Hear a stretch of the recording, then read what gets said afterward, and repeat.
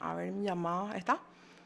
Sí, doctora María Esther, ¿Sí ¿me me escucha? escuchás? Sí, ahora le Sí, yo escucho. te escucho. ¿Cómo está, Sí, doctora? muy buenas tardes, Mónica. Un placer estar en contacto contigo. Igualmente, doctora, estamos comentando justamente para todos nuestros teleoyentes de la tarde sobre la desaparición de los cheques de Ramón González Dar, que fue confirmado justamente hoy por el juez penal de garantías de delitos económicos.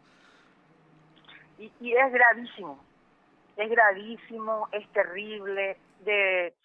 Digamos, este hecho tan lamentable pinta de cuerpo entero lo que es hoy nuestra justicia. ¿Cómo puede ser que unas evidencias puedan extraviarse, hurtarse y que nadie sepa absolutamente nada? Denota muchas cosas.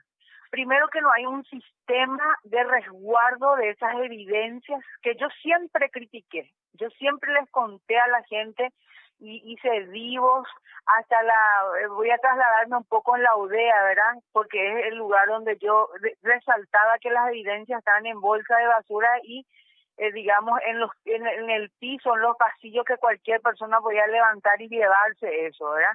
Y ocurre lo mismo en el Poder Judicial. Entonces, lejos de acá de hacer esas averiguaciones administrativas, que es lo que dispuso la superintendencia de la Corte, en este caso, lo que yo creo que cabría es comunicar al Ministerio Público que se inicien las investigaciones penales, ¿verdad? Porque esto no puede pasar de una sencilla investigación administrativa cuando es gravísima la situación. 380 cheques en principio, que es la información oficial la que fue comunicada justamente por el juez. Y si uno se imagina y piensa que es una cantidad bastante considerable de documentos, podrían ser más también. Y no, y de hecho, imagínense en dónde se analiza esas pruebas, Ujú. en dónde adquiere entidad esa prueba, en el juicio oral y público. Y resulta que nos estamos yendo a un juicio oral y público sin esas pruebas que fueron ofrecidas y admitidas. Así que la situación es gravísima, ¿verdad? Espero que se dé con o el responsable de este hecho, ¿verdad? La Corte Suprema de Justicia primero tiene que responder de cómo es el sistema, cómo utilizan, ¿no? Vamos a decirle, cuál es el depósito de las evidencias, cómo funciona, quién se hace cargo, cómo ingresa, cómo sale. Eso es lo que ellos nos tienen que explicar en conferencias de prensa, ¿verdad?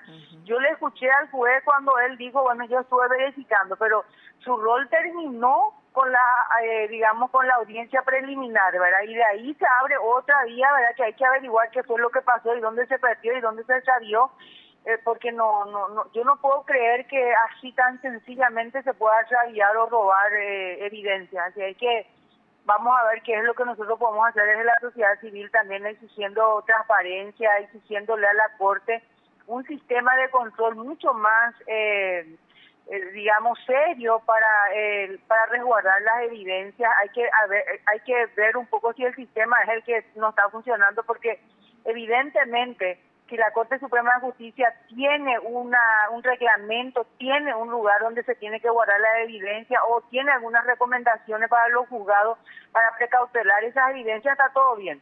Pero si nosotros solamente seguimos permitiendo que los juzgados sean un espacio abierto y que las evidencias estén a merced de cualquier funcionario, entonces algo está funcionando mal dentro del Poder Judicial. Realmente, de hecho, en los medios de comunicación, en tanto escritos como otros, mencionaban justamente la fragilidad de la cadena de custodia, así como usted está resaltando también, ¿verdad? Tipo el libre albedrío, como un fajo de servilleta que está a mano como para llevar la cantidad que uno quiera, y no debería ser así, porque no solamente de estos documentos, sino también en este depósito se guardaban pruebas claves de otros juicios. Y andás a ver cuántas otras que se robaron también, ¿verdad? Ujú. Por eso digo que acá se abre digamos, una arista muy importante del debate, ¿verdad? Donde nosotros tenemos que apretarle acá a la Corte Suprema de Justicia que nos explique, independientemente de lo que ya explicó el juez, en la Corte Suprema, como responsable de la Administración de Justicia, es la que tiene que dar la cara y decirnos, nosotros tenemos esta acordada, este reglamento, esta circular, este es el lugar donde tenían que guardar, estos son los nombres de los responsables, ellos tienen que decirnos. Y después de empezar a buscar la responsabilidad del juez, de la actuaria o de los funcionarios, porque nosotros tenemos que mirar la debilidad, porque acá lo que se desnuda es cómo funciona el sistema de justicia en Paraguay, ¿verdad? Porque como decís, no es solamente eso lo que nosotros podemos pensar hoy que se habrá extraviado. Anda a saber cuántas otras pruebas de otros expedientes también se habrán extraviado. Así que esa es la interrogante, ¿verdad? A mí me gustaría que se le haga las entrevistas a los responsables. El presidente de la Corte misma tiene que dar la cara. Yo no sé de dónde sacó ese señor. Desde que asumió prácticamente la presidencia, él nunca dio la cara a los medios de prensa, ni siquiera a los gremios que nos cerraron todas esas reuniones que veníamos haciendo hace más de 4 años y que eran mensual. Eso prácticamente murió con él, se terminó con él, y encima cuando ocurren estos hechos tan lamentables, él no tenga que dar la explicación pertinente porque él es el responsable. Así que es un punto en contra más de nuestra justicia, y bueno, nosotros los ciudadanos tenemos que tomar nota y ver qué es lo que podemos hacer y articular. Así mismo. Doctora, justamente que estamos hablando de los temas judiciales, su juicio tiene prosecución el día jueves, ¿verdad? Sí, yo estoy culminando, ojalá, ¿verdad? El jueves es ya prácticamente es alegatos finales, ¿verdad? Y después ya vamos a tener la resolución del tribunal de sentencia. Entiendo. Así es que mi juicio que inició hace un año más o menos, yo ya estoy a la puerta de un juicio oral. Ojalá que todos sean iguales, ¿verdad? Que todos seamos iguales y que todos los procesos en el plazo de un año tengan que terminar, ¿verdad? Yo creo que esa es la manera también, así es que conmigo funcionó súper bien la justicia. Sí, totalmente. Ajustadísimas las tuercas, doctora. Eso es algo que siempre se leyó en redes, que las personas que la seguimos y que también la gente que se informa denotó la celeridad, la prontitud, la rapidez y la agudeza con la que se hizo todo con usted. Totalmente, y también de que los ciudadanos no somos todos iguales, ¿verdad? En la misma época, en el mismo tiempo, bajo el mismo decreto, el mismo presidente violó su decreto, Horacio Cartes le recibe a un expresidente sin los protocolos, el 11 de septiembre se hicieron una feroz farra ahí en la ANR, donde están todos pegados uno al lado de otros, y cuántas otras situaciones que se dieron y no hay imputado. Y desde el momento que la justicia actúa de esa forma, en este caso el Ministerio Público, no tenemos ninguna garantía a los ciudadanos, ¿verdad? Porque si todos somos iguales ante la ley, ¿qué pasa con los otros que no fueron imputados, verdad? Y después otro tema también, el debate que yo sostengo y voy a sostener hasta las últimas consecuencias, que no hay hecho punible porque la conducta no está tipificada y ellos están haciendo una interpretación extensiva, el cual está prohibido en el Código Penal, eso sabemos todos, ¿verdad? Sí.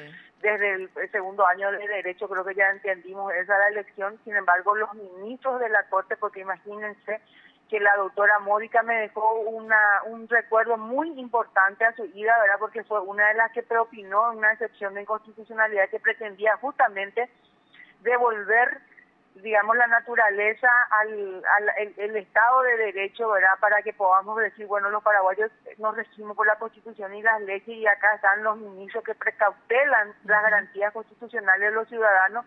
Sin embargo, en una expresión, ella prácticamente dio pie de que sí existe el hecho punible, que sí se puede interpretar, de que, bueno, un montón de disparates, ¿verdad? Y eso hace que le habilite también a este tribunal a analizar desde el punto de vista de que sí existe una conducta típica, y bueno, y si existe una conducta típica, yo estuve ese día, claro que sí, yo no negué nunca, entonces no sé qué pueda resultar, ¿verdad? Va a ser realmente una noticia muy grande si es que me absuelven de culpa y pena, pero creo que no va a ser así, ¿verdad? Ya. Ojalá que sea lo primero, doctora, sinceramente, porque como usted dijo, en igualdad de condiciones debería ser para todos, aunque sabemos y lamentablemente la justicia hoy día y hace un buen tiempo no opera de esa manera. No, y nosotros, incluso yo había ofrecido, ¿verdad?, para demostrar la parcialidad manifiesta del Ministerio Público, pedí que me informe la Fiscalía cuántos procesados por violación de la cuarentena hubo, y hubo más de 13.600 expedientes de violación de la cuarentena, y el único que va a juicio oral es la mía, por protestar, ¿verdad? Imagínense. Nunca el Ministerio Público, desde que me imputó y me tuvo enfrente en mi declaración indagatoria, jamás me ofreció una salida alternativa. Yo digo, jamás me ofreció, porque ni aún así, habiéndome, digamos, ofrecido, yo no iba a aceptar eso. No iba a aceptar bajo ningún contexto, pero por lo menos iba a contar la historia de que el Ministerio Público también, así como le imputó a 13.600 personas y le ofreció a 13.599 personas una salida alternativa, yo iba a contar que a mí también me ofrecieron, pero a mí nunca me ofrecieron el Ministerio Público una salida alternativa como la que hicieron ellos y aplicaron, ¿verdad? Qué sé yo, pagar 2 millones, 3 millones y chao, andate nomás, ¿verdad? A mí nunca. Es más, en la audiencia preliminar, el fiscal Juan Carlos Ruiz Díaz estuvo tan nervioso que decía, yo me ratifico en la acusación y que pedía la elevación del juicio, digamos, el proceso a juicio oral y público. Y eso fue lo que le sorprendió al juez y le dice, pero no le ofreciste ni una salida. Y no. ¿Y no te parece que podés ofrecerle? Se cayó. ¿Entendés? Así fue mi audiencia preliminar. Terrible, realmente terrible. Y bueno, doctora, por lo visto van a sentar una mágica, entre comillas, y subrayado jurisprudencia con usted, ¿verdad? Porque realmente es una cosa de no creer. Todos conocemos el caso, seguimos, vamos a estar expectantes. De hecho, el día jueves, como le digo, ojalá sea lo primero que usted mencionó y no lo segundo, ¿verdad? Nada, pero prácticamente todo está digitado. Nada, lo que fuera, ¿verdad? Yo, al contrario, ¿verdad?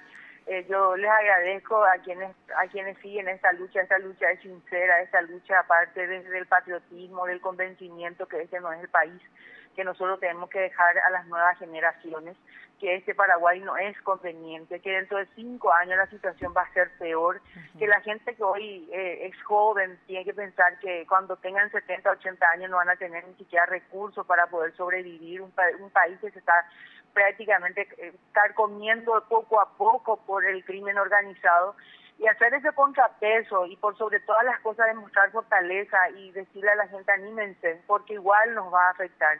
Así que yo les aliento a toda la gente a seguir la lucha, esta lucha que si ustedes conocen, y me gustaría que otro día me llames para hablarte del trabajo que venimos haciendo, se van a sorprender. Con gusto. Porque es demasiado importante y es único en el Paraguay y que nos da la esperanza de que probablemente muchos expedientes que antes quedaban en la impunidad, por lo menos hoy vamos a llevar a todos en el juicio oral. Lo estamos logrando, así que muchas gracias por este contacto. Por favor, doctora, usted y hecho el compromiso, estaremos en contacto futuramente sobre eso.